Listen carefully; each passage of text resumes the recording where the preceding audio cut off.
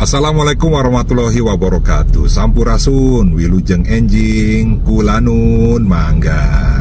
Melihat perkembangan minggu-minggu ini di media sosial, banyak sekali konten dan komen yang negatif, yang mengujar kebencian, yang mencaci maki kepada kami dan juga fraksi PD Perjuangan DPRD Provinsi Jawa Barat. Untuk itu kami minta kepada kader PD Perjuangan di Jawa Barat untuk tidak melakukan hal yang sama. Buatlah konten, buatlah komen yang positif untuk menguatkan kita semua. Karena apa? Karena budaya Sunda, budaya Cirebon, dan budaya-budaya lainnya tidak ada satupun yang mengajarkan ujaran kebencian, mencaci maki. Gara-gara Kang Deddy berpikir untuk membina kenakalan remaja, ya gubernur-gubernur lain, wali kota yang lain itu berpikir yang sama walaupun punya cara yang berbeda-beda. Ada yang caranya konyol, ada yang caranya absurd. Ada lagi salah satu bupati atau wali kota Karawang gitu yang kekeh lewat jalur sekolah, jalur pendidikan. Dan banyak bupati lain yang berpikir seperti ini juga melalui pendidikan karakter. Bapak, ya, pendidikan karakter ini sudah sejak lama dilakukan di sekolah, ya, atau ekstrakurikuler yang akan direncanakan oleh Pemprov DKI. Itu sudah dilakukan sejak lama, ya. Paskibraka, silat, karate, taekwondo, perikanan, perkebunan, teater, ya. Tapi nggak ada hasilnya semuanya. Dan orang-orang yang mengikuti ekstrakurikuler tersebut itu anak-anak yang benar-benar mahir di akademis. Memang mereka niat belajar gitu ya, niat belajar. Nah, anak-anak ini alasan mereka tawuran itu bukan karena mereka pintar, tapi karena mereka bermasalah. Ada yang masalah keluarga, broken home, ada yang kenakalan dari pergaulan gitu. Jadi harus diselesaikan dulu masalah pokoknya, baru disuruh belajar. No, maksudnya loh, Cok. Ngerti nggak? Gimana orang-orang nakal ini disuruh belajar langsung? Nggak mau lah dia. Dibina dulu, habis dibina baru disuruh belajar.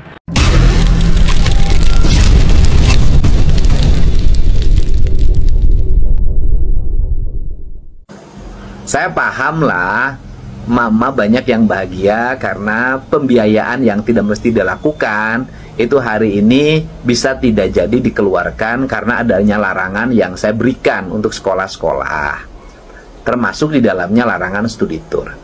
Tetapi pasti ada yang marah, yaitu anak-anak yang hari ini akan merayakannya.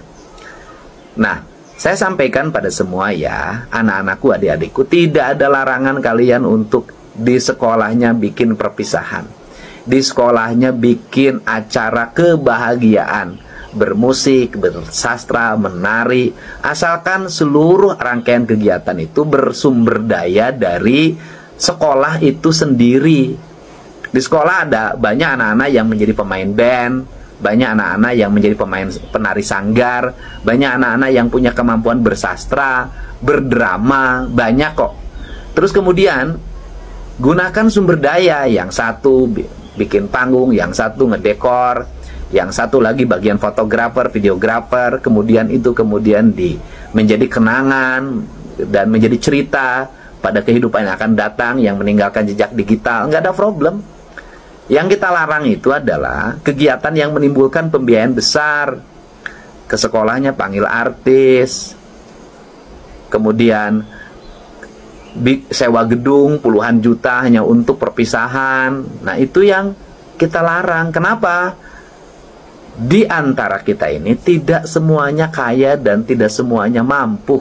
Banyak yang orang tuanya harus pinjam sana pinjam sini menggunakan uang bunga demi kepentingan anaknya. Akhirnya apa? Sekolahnya lulus, kuliahnya nggak bisa. Sekolahnya lulus, kerjanya tidak mampu. Nah, kita kan hidup ini bukan berakhir di kelas 3. Kita ini hidup harus terus menyongsong masa depan. Deddy Mulyadi tengah menjadi sorotan publik setelah pernyataannya yang menantang Komisi Perlindungan Anak Indonesia untuk mengambil dan membina anak-anak bermasalah. Bukan hanya polemik, pernyataan itu justru memperlihatkan miskonsepsi berdasar tentang tanggung jawab negara dalam perlindungan anak. Padahal dalam pasal 20 dan pasal 21 Undang-Undang Nomor 35 Tahun 2014 Undang-Undang Perlindungan Anak ditegaskan bahwa pemerintah daerah berkewajiban dan bertanggung jawab atas perlindungan anak tersebut. Artinya gubernur bukan hanya pelaksana teknis, tetapi penentu arah dan eksekutor utama dalam kebijakan perlindungan. Jadi, bagaimana tanggapan kalian? Tinggalkan komentarnya di bawah. Menyikapi itu tentang anak-anak sekolah yang masuk ke barak ya, aku sebagai guru TK ini mah ya, bicaranya juga sebagai emak dari 4 orang anak.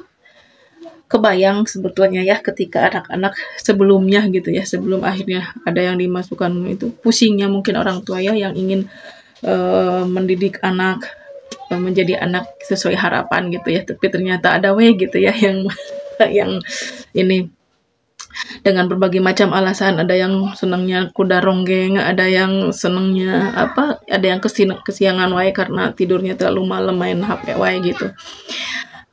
Terima kasih aku mah ya mewakili diri sendirilah katakanlah untuk solusi ini. Karena bagi aku mah sekarang mungkin ini solusi yang terbaik saat ini ya, ketika orang lain masih berkonsep gitu ya, masih mungkin ya begitulah, tapi ini sudah ada gitu, tiba-tiba kita masih di A, Kang Deddy sudah di Z gitu kan ya, ada solusi-solusi terbaik dan alhamdulillah responnya kan ternyata bagus ya. Anak-anak yang sekarang dididik muncul citra diri positifnya gitu, muncul motivasinya untuk menjadi lebih baik, muncul rasa sayangnya kepada orang tua, muncul penyesalannya gitu, muncul kesadarannya ya. Mudah-mudahan kedepannya itu menjadi bekal ya kedepannya, bahwa dia juga memiliki tanggung jawab ke dirinya sendiri, membawa nama baik dirinya dan orang tuanya gitu, dan masa depannya menunggu gitu. Bagi aku mah solusi ini tuh ya menjadi yang menimbulkan anak-anak berpikir bahwa dia juga punya kesempatan yang sama gitu, tidak dibeda-bedakan, dan tidak ada anak yang nakal gitu ya. Di dalam dunia pendidikan mah gak ada anak yang nakal, tapi ada yang mungkin salah pergaulan iya, mungkin ya salah asuh mungkin iya gitu ya. Alih-alih merancang sistem rehabilitasi yang berpihak pada hak anak, Gubernur Jabar justru memilih pendekatan disipliner berbasis militer.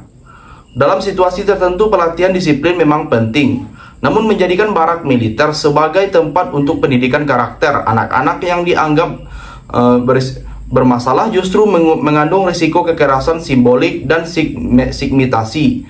Apalagi pasal 59 ayat 2 Undang-Undang Perlindungan Anak dengan tegas menyebut bahwa anak dengan perilaku menyimpang justru berhak mendapat perlindungan khusus, bukan seolah diberi label dan dibuang ke tempat dengan kultur kepatuhan absolut seperti barak. Pendekatan semacam ini bertentangan dengan prinsip kepentingan terbaik bagi anak sebagaimana diatur dalam konvensi internasional dan undang-undang perlindungan anak. Jadi, bagaimana pendapat kalian? Silahkan tulis komentarnya di bawah. Farel kritik kebijakannya Kang Deddy. Bingung sumpah, kenapa sih kalau ada kebijakan yang bagus pasti ada aja yang kritik-kritik. Jadi ada salah satu artis yang beberapa kali pernah main sinetron. Nah sekarang dia bekerja di DPR, dan gue yakin pasti kalian udah tahu siapa orangnya. Pokoknya inisialnya Farel. Jadi di sini permasalahannya dia tuh mempermasalahkan kebijakannya Kang Deddy untuk masalah anak yang dimasukin ke barak militer. Alasannya, poin yang gue dapet, katanya dia bilang itu akan mengganggu psikologi setiap anak-anak yang dibawa ke barak militer. Maksud gue gini, gue sama yang mendukung kebijakannya itu nggak butuh teori-teori. Kalau memang pantas nih, memang benar teori Anda itu lebih valid atau lebih meyakinkan, kenapa nggak dibagi dua aja? 50%-nya di Kang Deddy untuk menjalani, 50%-nya dari pihaknya Farel. Jadi kita lihat siapa yang emangnya benar perkembangannya.